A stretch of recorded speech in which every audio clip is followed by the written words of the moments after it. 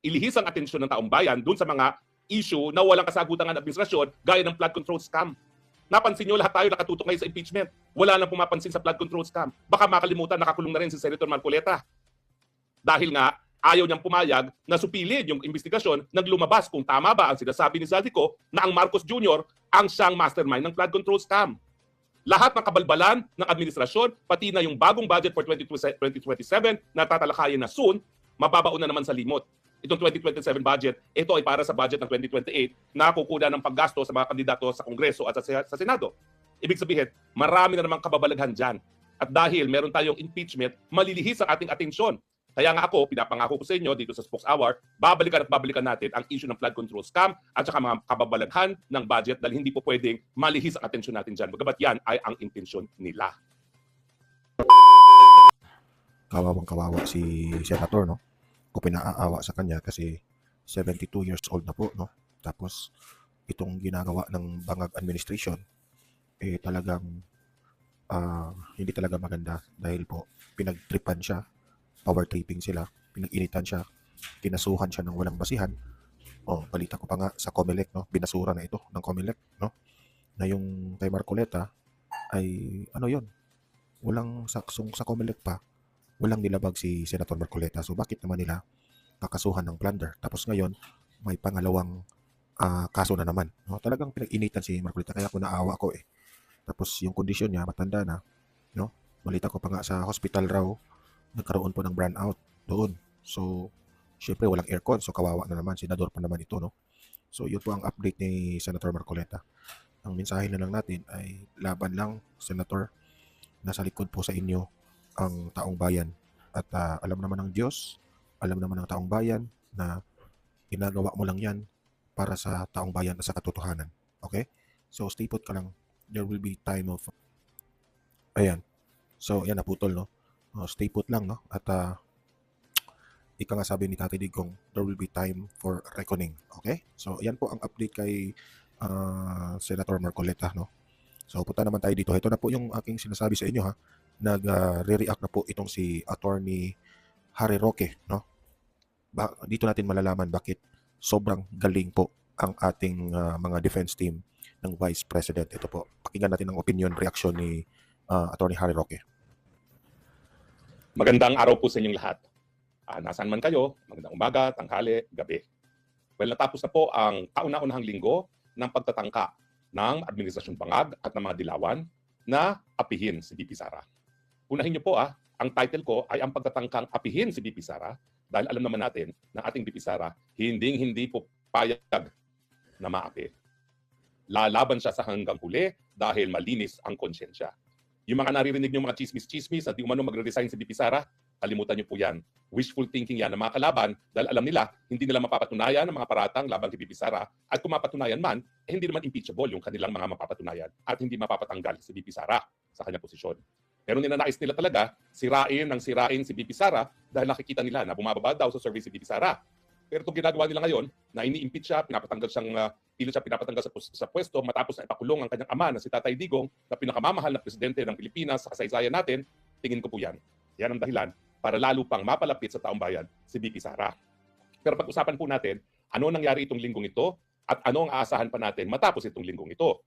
Well, itong linggong to, ang pinakaunang tanong ng taong bayan, tama ba na dekorasyon itong Senate President Win Gatchalian at tama ba yung paghahalal kay Chis Escudero bilang presiding officer?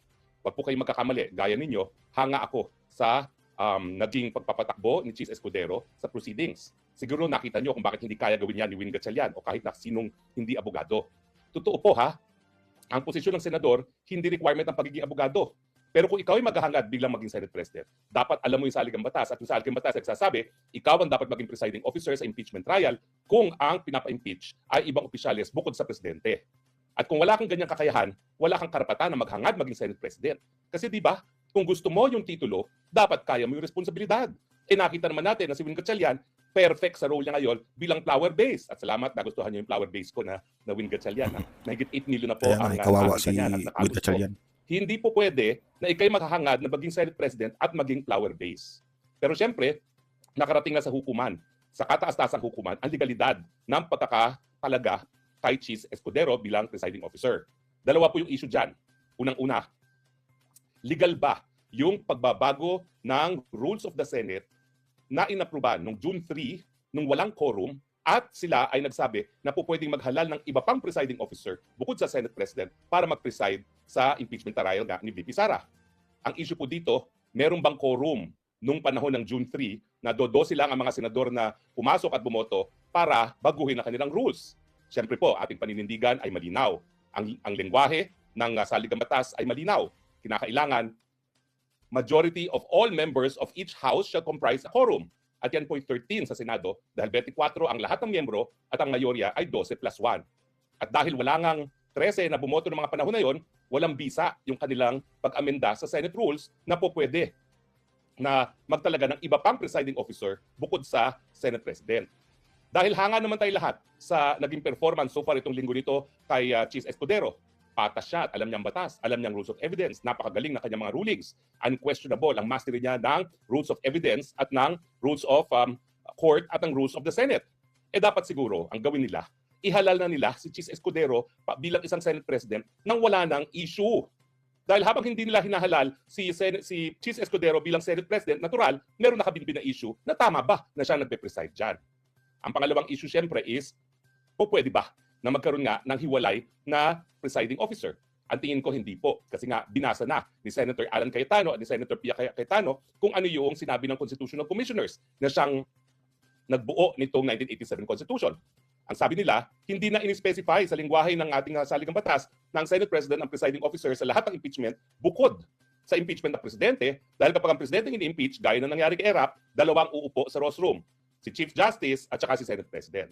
At nangyari na nga po sa atin yan, no? Nung panahon na umupo si Aquilino Pimentel at saka si Chief Justice Davide sa Ross Room nung in-impeach si President Estrada.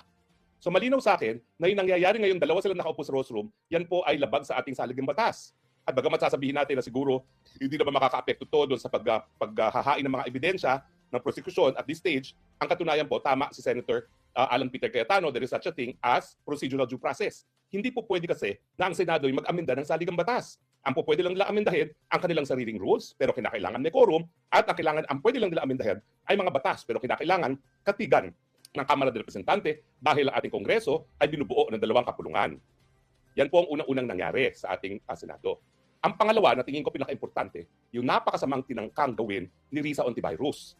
Siya po ay nagtanong dahil wala naman tinutumbok yung mga pagtatanong ng prosecution dito sa abogado na di umano ay senior agent ng NBI tungkol dun sa video ni VP Sara na di umano ay krimen ng grave threat at saka ng incitement to sedition. Mabuti po, unang linggo pa lang, lininaw na ng buong Senado, hindi lang si Alan Peter Cayetano, hindi lang si Pia Cayetano, na yung ginawa ni Risa Hontiveros ay mali. Kinakailangan igalang ang proseso. Ito ay political and legal. Pero hindi po pwede na babaliwalain mo yung legal aspect ng proseso. Hindi po pwede na ito ay isang trial and yet ang gusto mo magtestigo ay ang abogado na ang puro sasabihin na ay conclusion of law. Kinakailangan patunayan ang mga grounds for impeachment sa pamamagitan ng facts. Ano talaga nangyari? At bakit yung mga gawain ng isang impeachable officer gaya ni Day Sara Duterte ay dapat maging dahilan para siya tanggalin sa pwesto. Hindi po pwede na kwentong kutsero galing sa bibig lang ng abogado. Pero ako, sigurado po ako, hindi inosente yung tanong na yan. Kasi si Hontiveros naman, basa lang ng basa yan. Wala yung sarili pag-iisip. So, yan po tingin ko ay kontsabahan pa. Dahil kita niyo yung sagot ng abogado, handang-handa siya sumagot sa kanyang lecture kung bakit yung ginawa ni VP Sara ay impeachable. Ang punto po dyan, at mabuti na lang, ang presiding officer na si Chief Escudero, si Alan Peter Cayetano at si Pia Cayetano ay tumayo, yan po ay konklusyon na dapat mga huwes lamang ang magdesisyon. Hindi pa nga po natatanggap ang ebidensya ng prosekusyon. Yung ebidensya ng testimonya ng NBI agent at nung video. At puntahan natin yan yung tatlong punto. Ano ba napruebahan nila dito sa testimonya ng senior agent? Ang napruebahan lang po nila ay siya'y senior agent, siya'y empleyado ng NBI, siya'y tinalaga para imbestigahan itong video na di umano ay krimen na grave threat at incitement to sedition. Siya'y nag-imbestiga. Kasama sa kanyang mga ginawa bilang investigador ay nag-download ng video at nag-interview ng 5 tao na naroroon sa press briefing na yon. Pansinin niyo po ha, sinabi ko, hindi pa napapatunayan yung authenticity ng video na yan. Dahil hindi po siya competent, hindi niya kayang i-authenticate yung video na yan. Bakit? Kasi meron po tayong electronic rules of evidence. At sang-ayon po sa electronic rules of evidence, bago matanggap ang video bilang ebidensya, kinakailangan i-authenticate na yan ay tugma sa pangyayari sa tunay na buhay. At anong sabi ng ating rules of evidence? Well, ang pwede lang mag-authenticate na yan ay yung nag-record at ako po yun. Ako po ang nag-record niyan, gamit ko po ang StreamYard, pero StreamYard na ginamitan din namin ng Zoom para lahat ng gustong sumama sa press briefing ay makapasok. Ang Zoom po kasi hanggang 1,000 po pwede. Kaya ang ginawa po namin ay ako nag-broadcast through StreamYard, pinalabas ko yan sa aking Facebook at sa YouTube, pero yung mga kasapi sa press briefing ay umakyat po sa pamamagitan ng Zoom. So bukod pa ako sa akin, sino pa po pwede mag-authenticate? Well, pwede po mag-authenticate yung kahit sino na sumapi doon sa press briefing para sabihin na yung video ay talagang accurate na recording ng mga nangyayari nung gabing yon. At bukod pa dyan, nandyan yung Facebook. Now, para naman magamit itong video nito, dapat man lang original lang ginamit nila. Ang original, pwedeng manggaling sa Facebook. Ang original, pwedeng manggaling sa akin. Ang original, pwedeng manggaling doon sa mga tao na nag-download on the day it actually happened. Pero hindi po pwede ginawa niya na humanap na lang siya ng nasa Facebook, nasa open source at dinownload. Hindi po yan original. Hindi po yan ganyan ang paggamit ng electronic evidence. Kinakailangan yung galing sa akin po o doon sa Facebook ang nanggaling na original o di naman kaya yung mga sumapi dyan sa event na yan. So sa ngayon po, wala pa silang napapatunayan na video. Dahil ang meron lang sila isang video na dinownload niya galing sa open source, dinagay sa flash disk. Pero hindi po ibig sabihin na authenticated na yan. Hindi pa po nila na-authenticate yung video na yan. So ang video na yan ay so far kabahagi lamang ng investigasyon niya at lumabas sa investigasyon na yung investigasyon ng di umunong expert ay palpak. Bakit palpak? Eh di ba sinita siya ng boss niya mismo na dating Judge Santiago, dating NBI agent at sinabi, 7 punto ang kulang. Kasama na yung siyempre, yung mga affidavits na kung sino ang nag-download, kasama na kung sino kung sino yung mga nakakita, kasama na yung TSN, yung transcript ng mga di umanong pinapatunayan ng video, mga simpleng bagay na ganyan. So anong klaseng investigador ang hindi marunong paano mag-imbestiga ng electronic evidence? At siyempre, hindi talaga siya expert dahil yung 2 weeks training niya ay hindi siya talaga sapat para maging expert. Ang kanyang degree naman ay accounting. Sabi nga ni Maharlika, yung pulboronic video ay talaga in-authenticate ng talaga merong university degree tungkol dito sa mga video-video na yan. At bukod pa dyan, ang importante, hindi naman kinakailangan ng expert witness kasi hanggang hindi na-authenticate, hindi dapat tanggapin ng hukuman. At kapag hindi yan na-authenticate, hindi magiging basehan ng kahit anong desisyon ng hukuman. At sa ngayon, dahil hindi pa siya na-authenticate, wala pa silang napapatunayan na video. So kung yung video ang kanilang katunayan dun sa mga salita na binigkas ni VP Sara, wala pa po silang ebidensya dahil hindi pa nila na-authenticate yan. And finally, ano ngayon? Sabihin natin ang patunayan nila na sinabi talaga ni VP Sara na kung ang may pumatay sa akin, may kinausap na ako para patayin din si Marcos Jr., Lisa Araneta at ang kanyang pinsan na si Tambaluslos. Ano ngayon? Sabihin na natin grave threat, krimen, incitement to sedition is krimen. Hindi po yan yung pinakaseryoso yung mga krimen. Dahil nilimitahan ng ating saligang batas para maging basihan ng impeachment ng pinakamatataas ng opisyalis natin. Ano ngayon? Ni walang kulong yung mga ganyang mga krimen na yan. Sabihin natin nangyari. Hindi po yan impeachable dahil hindi po yan seryoso or high crimes na karapat-dapat para maging basihan ng pagtatanggal ng pangalawang pinakamataas na opisyalis ng ating bayan. So yan po ang nangyari ngayon. Bokya pa rin ang prosecution. Bukod sa napatunayan nila na meron nag-imbestiga ng video na yan, pero yung video na yan hindi pa po pwedeng tanggapin dahil hindi pa authenticated. So bali wala. Ano ngayon kung nag-imbestiga siya? Diba? At kung mapapatunayan man yung linalaman ng video, ano ngayon? Hindi naman yan high crimes, hindi yan seryosong krimen na dahilan para magkaroon ng impeachment. Pero sa nakita natin sa nakalipas na 3 araw, ano ang ating aasahan? Una-una, napakatagal po nito. Sabi ng prosecution, 66 witness. Sabi ng depensa, 30 witness. 3 araw, iisa pa lang. Aabot po ito siguro hanggang 3rd quarter ng 2027. Hindi po yan matatapos overnight. At talagang ang intensyon nila para ilihis ang atensyon ng taong bayan dun sa mga issue na walang kasagutan ng administrasyon gaya ng flood control scam. Napansin nyo, lahat tayo nakatutok ngayon sa impeachment. Wala nang pumapansin sa flood control scam. Baka makalimutan, nakakulong na rin si Senator Marcoleta. Dahil nga, ayaw niyang pumayag na supilin yung investigasyon nang lumabas kung tama ba ang sinasabi ni Zaldico na ang Marcos Jr. ang siyang mastermind ng flood control scam. Lahat ng kabalbalan ng administrasyon, pati na yung bagong budget for 2027 na tatalakayin na soon, mababaon na naman sa limot. Itong 2027 budget, ito ay para sa budget ng 2028 na kukuha ng paggasto sa mga kandidato sa Kongreso at sa Senado. Ibig sabihin, marami na namang kababalaghan dyan. At dahil meron tayong impeachment, malilihis ang ating atensyon. Kaya nga ako, pinapangako ko sa inyo dito sa Spokes Hour, babalikan natin ang issue ng flood control scam at saka mga kababalaghan ng budget dahil hindi po pwedeng malihis ang atensyon natin dyan. Bagamat yan ay ang intensyon nila.